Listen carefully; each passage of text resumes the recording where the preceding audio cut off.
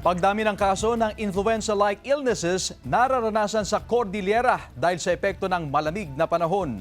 Alamin sa report.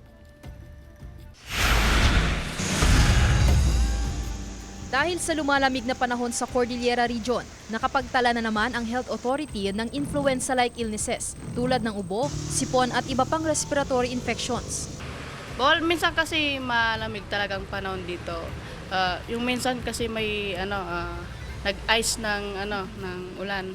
Kaya bawal pong lumabas kasi talagang magkakalagnat ka, sipon, kaya kailangan uminom ng gamot lagi. Sa tala ng Department of Health Cordillera mula Enero hanggang Agosto, pumalo na sa 6,538 ang bilang ng mga pasyenteng tinamaan ng influenza-like illnesses. Bagamat bumaba ng 43% ang bilang kumpara sa parehong panahon noong nakaraang taon, mahigpit na nakamonitor ang Health Authority lalo't patuloy na nararanasan ang pabago-bagong panahon. Of course, hindi po tayo nagiging complacent dito but dapat po nagiging more vigilant sana tayo or magiging alert pa rin tayo para mas mabantayan natin na maiwasan tayo natin na magkaroon ng outbreak. Mahigpit na binabantayan ng otoridad ang Benguet at Baguio na nakapagtala ng pinakamaraming kaso.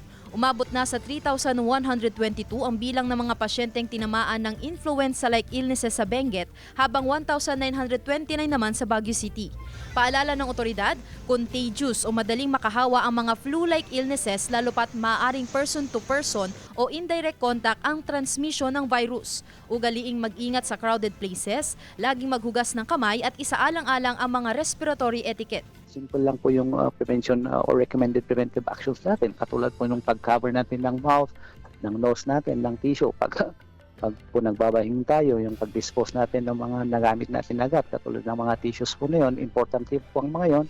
Kasama si Daryl Peralta, Sandy Salvacio, One North Central Luzon.